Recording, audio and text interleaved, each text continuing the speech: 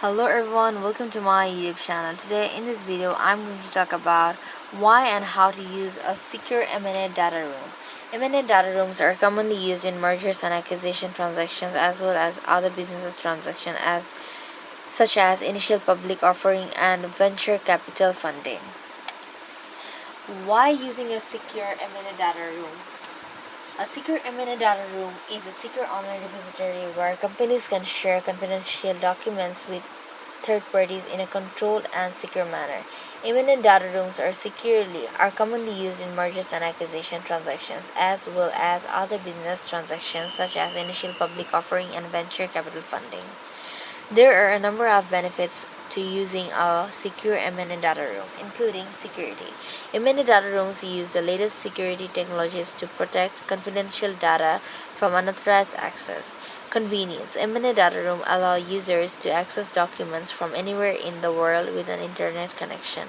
Efficiency. M&A data rooms streamline the due diligence process by making it easy to organize and share documents. Transparency. M&A data rooms provide real-time visibility into who is viewing documents and when.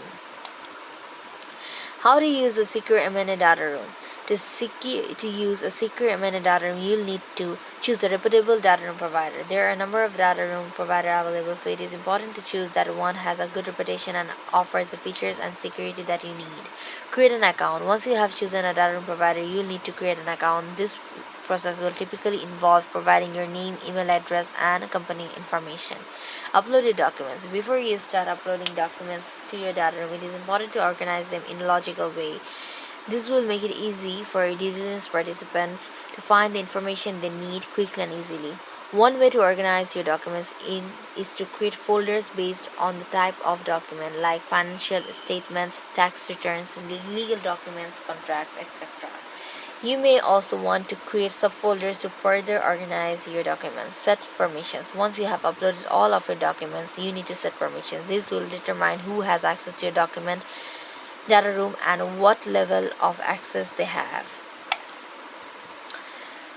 When setting permissions, consider the following factors: the role of each due diligence participant, like potential buyers, investors, lenders, etc., the type of documents that each due diligence participant needs to access.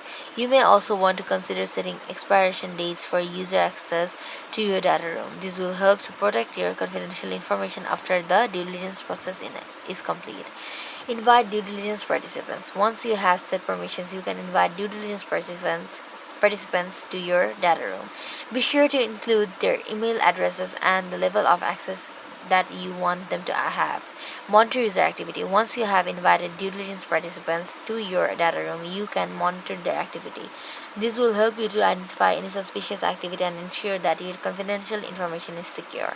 Most data room providers offer the ability to track user activity, including who is viewing documents and when. You can use this information to identify any user who are accessing documents that they should not be accessing or who are spending any usual amount of time in the data room.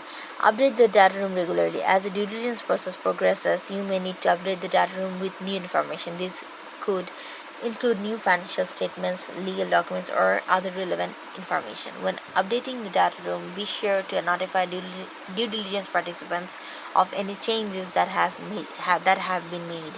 You may also want to create a change log to track all of the changes that have been made to the data room. That's all for today. Hope you've understood the video. Thank you so much, and don't forget to subscribe my YouTube channel. Bye bye.